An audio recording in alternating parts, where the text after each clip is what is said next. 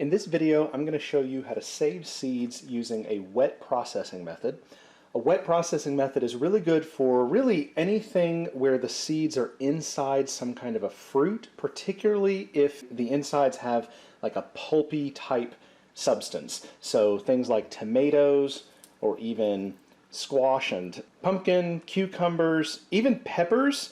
Peppers are a little bit different because they have a pith, so you could do a dry processing with them, but I think they may do a little bit better with wet processing from some things I was reading. I'm going to use just these two vegetables here to show you how to do this with both a tomato, which has one of the goopiest, pulpiest middles of most vegetables, as well as a pepper, which is a little bit drier, but also works well with the wet processing method.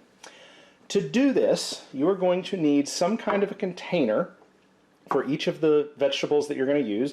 I use mason jars, but you could use really anything, glass, plastic, it kind of doesn't matter. And of course you're going to need a nice sharp knife. And there's another step that'll come later that I'll talk about when we get to that point. So let's start with the tomato. What you're going to do with the tomato is you're going to slice it open. It doesn't really matter which way you slice it. Oh, this is a nice ripe tomato too. But if you look at the inside there, and you can see the kind of cavity pieces where the real goopiness is and where the seeds sit, that's what you want. And you want to scrape all of that. Using your finger is totally fine. You want to scrape that cavity out into whatever container you're using. And because tomatoes, especially larger tomatoes, often have multiple chambers to them, you're probably going to have to slice through it in different ways. And just be gentle. If you do this the right way, you'll still have most of the tomato left that you can then eat afterwards. It won't be as flavorful because it turns out a lot of the flavor is in that gel-like substance there, but it'll still be a decent enough tomato. And if you don't want to eat it plain for that reason, you could always throw it into something else. I'm actually going to be taking it and putting it into a chili that I'm going to make later. And just to give you a sense of amount, I would anticipate that a tomato of this size and this particular variety, this is a Cherokee Purple tomato, Cherokee Purple tomato of this size is probably going to give me somewhere around 200 seeds just from this one fruit. So it's pretty prolific in that regard. Not all of those seeds are going to be viable, but if even half of them are, and probably better than half will be, if even half of them are viable, that is a lot of seeds and a lot of possible new tomato plants. Let's go ahead and turn to the pepper. Follows a similar pattern. For the pepper, I'm going to try to pull the pith with all the seeds, pull that out here whole if I can. Okay, we're going to take off this outer edge here because that's still good pepper on the end. Okay, and then really we can just toss this whole thing in here. So we're going to add just a little bit of water to that jar, also add a little bit of water to it, and then cap it, give it a little bit of a shake, and then we're going to let this sit for 3 days, and it's going to start to ferment. This might take more than 3 days. I haven't done it start to finish this way yet before, but we will check it and see. So we see here, and I may label these too just so I don't forget what they are. This is a good idea, especially if you have multiple varieties of stuff that you're doing. We're going to let these sit. Oh, another thing you can do, especially if you have multiple varieties of the same type, like for example tomatoes or something I've done this with, you can add a couple of drops of food coloring into the jar, and the seeds will not be harmed by it. They will still produce, but you can put a food dye in there and the seeds will absorb the color of the dye to help you better identify what variety of seed you have of that particular plant. So again, especially good if you have multiple varieties of something like tomatoes. People like to often grow multiple varieties of tomatoes, or even peppers. You might have multiple varieties. But put the food dye in there if you want, and it will dye the seed. So what we're going to do is I'm going to set this off in the corner of the kitchen, and I'm going to come by once a day and just give them a good shake. You don't have to. You can let it sit undisturbed. You can give it a little bit of a stir. I don't think it really seems to matter too much. But then in 3 days, we're going to check back in, and I'm going to show you the next step involved in processing what at that point will be fermented seeds. Well, it is now 3 days later, and I have shaken them at least once a day, and we are now ready to go to the second step in processing, doing the wet processing of seeds. And you'll see there are 3 jars here now. Right after I made the first part of the video, I decided to also save some seeds from a couple of chili peppers that I have. So that's the one here on the right. This is a Thai Dragon chili. This is the Aura sweet bell pepper, and this is the tomato. And you can kind of see the tops are a little bulging, so they've got a little pressure. We're gonna, yeah, you could hear that release, yeah? Yeah, that one too. It was kind of subtle, and that one didn't make a sound.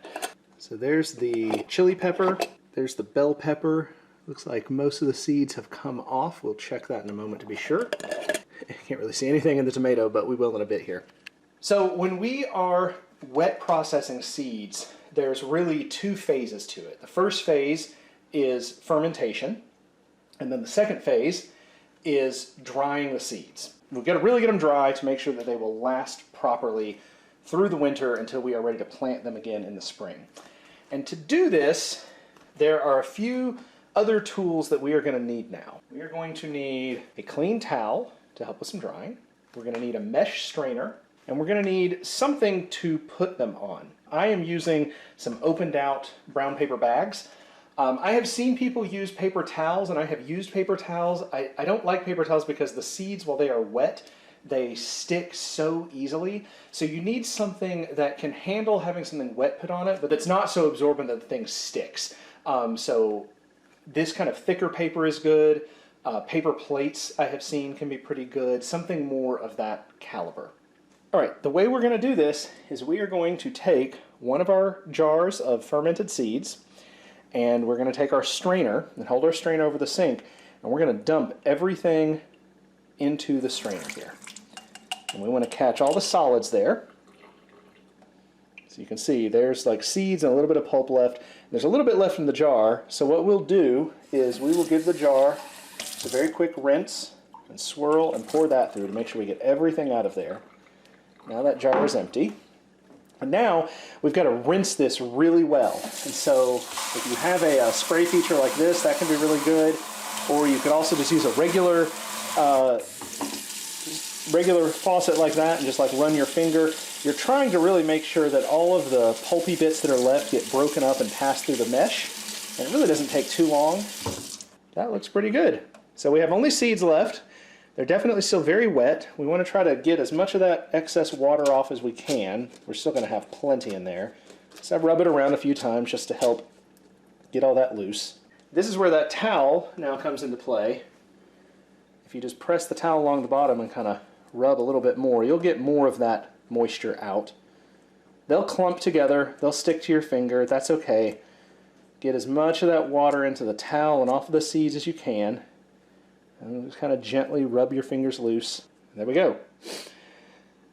Let's come back over to our paper. Now, how much time and effort you put into this part is kind of up to you. At the end, what you want is to have your seeds spread out on this piece of paper, preferably not touching any of the others. So I just kind of take a little clump like this in my hand, and I just kind of gently like massage them through. And a few of them will still stick together. You'll have to go in and kind of fix that, but this will get a lot of them broken out. And now you should be able to use a finger to help kind of smear them apart from one another. You just want to make sure they dry as evenly as possible. You just kind of keep doing that until you have all of your seeds spread out. So as you can see, the tomato juice that we started with was, red, as was the color of that particular tomato, but now the seeds are just little like beige looking blobs, so there's really nothing to distinguish them. As I had said in the previous part, you can put food coloring in with the seeds when you're doing the fermentation step, and they will absorb that color, and that's one way to help keep track if you have multiple varieties of the same kind of seed. So there we are. You can see there's the seeds spread out all over this paper here. And it looks like we've got them all pretty well separated from one another. So we're going to set this somewhere off to the side so they can dry overnight, and then by tomorrow morning they will be ready to scrape up into their containers. All right, so now we're going to do the same thing again with the peppers. Pour that through. I think everything came out, but just to be sure. Okay, now in this case, here's the head of the pepper basically, and yeah, we got most of the seeds off. There's a couple still stragglers on there. Ooh, this is gunky, and it kind of smells a little bit. I'll drop that in here for now. I've got a little drain catch, so I'm not worried. I will put that in the compost later. All the seeds came off. Yeah, it smells like a slightly fermented pepper. It does have that pepper smell, but, you know, a little bit sour. Oh, yeah. Look at all those beautiful seeds off. And you remember the size of that pepper? It was so small. Look at all those beautiful seeds coming off of there. Okay. Again, try to dry them out. Here we go. And I would not recommend putting multiple types of seeds on the same paper unless you can be absolutely sure that they will not be disturbed. So it is just me and the dog in the house, so I know that as long as I am careful in moving them over to the table for drying tonight, they will be fine. But if you live with other people, especially if you live with small children who might like to explore things, then it might be better to put them on separate sheets just to make sure they don't accidentally get tipped and mixed up. Wow, this really does have so many seeds. Which is why really, if you're just saving for yourself, like one good fruit of whatever it is you're wanting to save should be plenty. Because, you know, I'm going to plant like maybe 3 or 4 pepper plants at most next season. And I've easily got at least 150 on here, maybe 200, who knows. I've counted some of the others. I'm probably not going to count this one. But it's way more than I'll need. So, you know, even if I start like twice as many seeds as I'll want just to improve my odds and, you know, hopefully be able to select the healthiest ones, even then I'll have so many seeds left over. I'll be able to probably be trying to give these away and probably have people not taking them. Be a new version of Sneak a Zucchini in your neighbor's porch night. Sneak some seeds into your neighbor's mailbox. I think that's a felony, so maybe don't do it in the mailbox. But you can sneak it onto their porch. That's probably legit. Maybe tell them you're going to do it first. I suppose you could just up and mail your neighbor some seeds, but that's a little weird. Okay, so now we have one side done, and before I go any further, I'm going to go ahead and label this.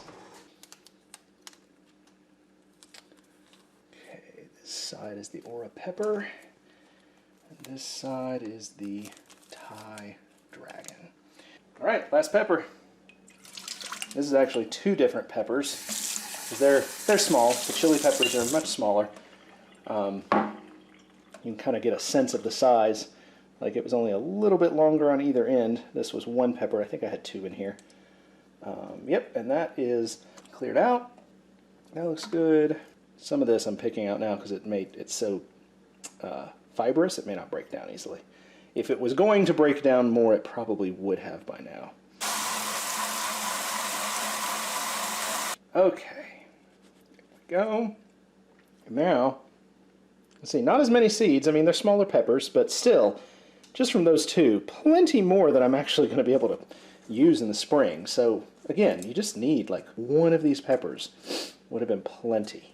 Okay, now to put these on here. And I'm going to have to be a little more careful not to overlap my seeds. I'm not going to be flicking them as much.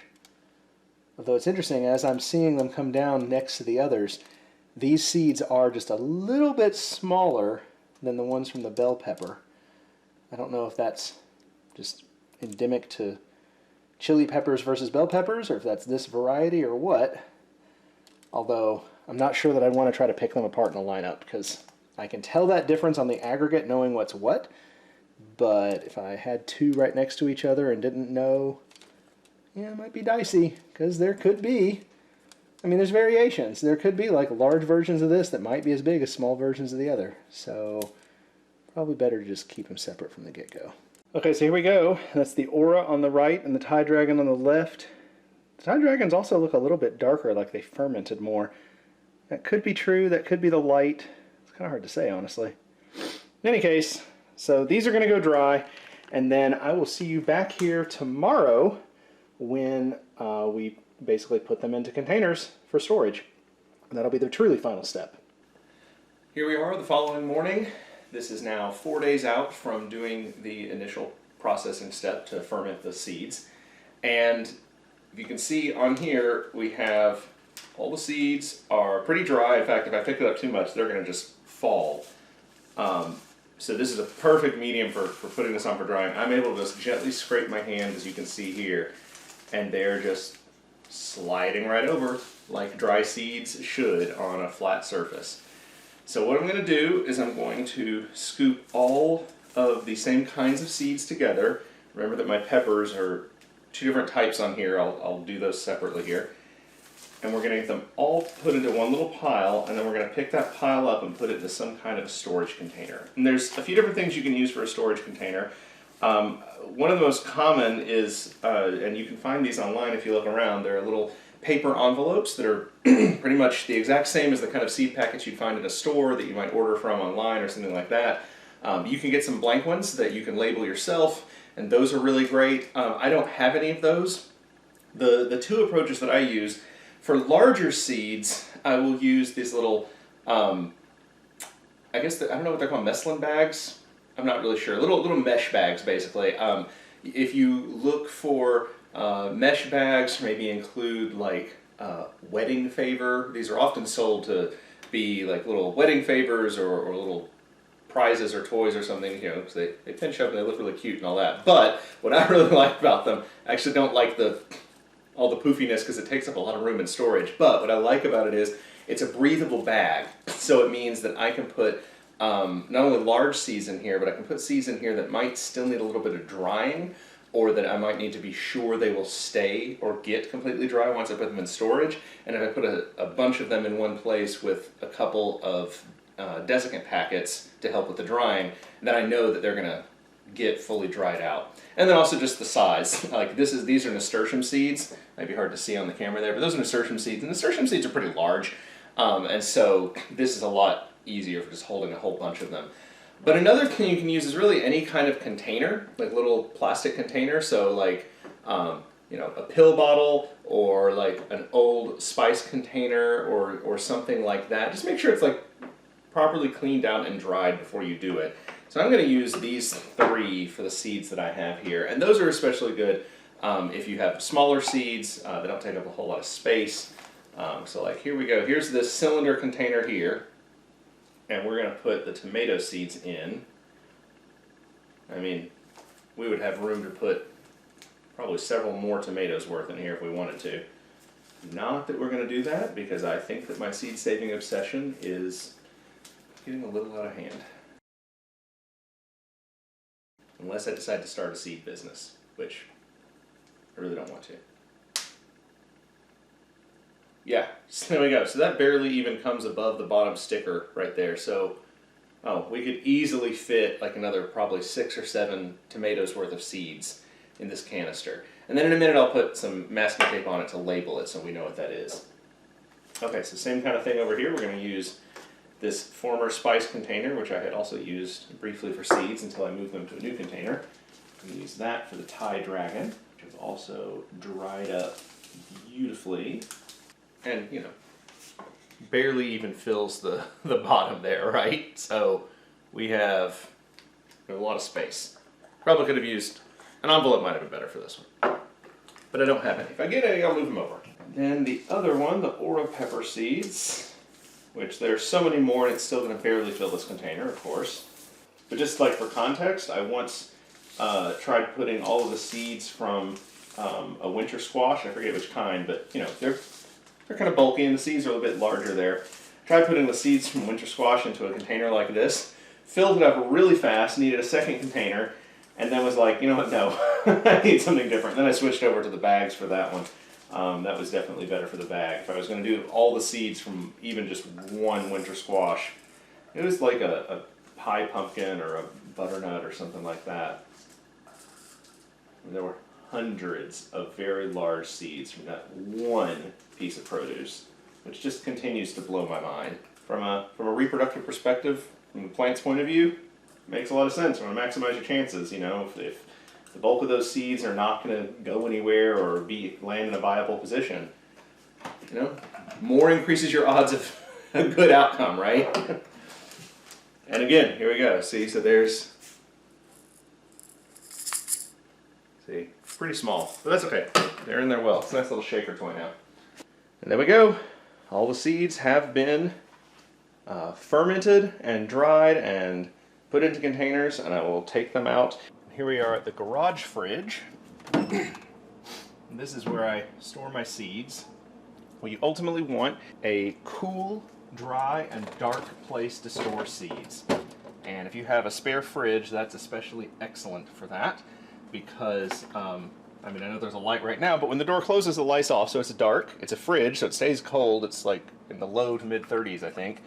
And most of my seeds, these two containers notwithstanding, most of my seeds go into this drawer here that you can kind of see the labels on. And you can see here's where I have all the different packets and containers and whatnot. And then you can't really see them well, but down in here I've got these silica packets that I ordered online. And these are the cool ones, like they change color, so that it's kind of hard to tell. They're kind of orangish clear right now. If they start to turn green is when I know that they need to be recharged. That's how I know that like they've absorbed everything they can. But in this drawer, when I keep it closed, I mean, it's not a perfect seal or anything, but it will help a lot once the door is closed. That's got a good seal, so that'll help keep everything dry. It'll stay cool. The light will turn off, and that's a great place to store them if you have some space like that. If you don't, again, dry, cool, and dark. So find like a closet in the middle of your house that's, you know, fairly temperature controlled, or if you have some kind of a basement or crawl space, and then just do what you can to make sure it'll stay dry. So that is it. That is how you save seeds, at least using a wet processing method.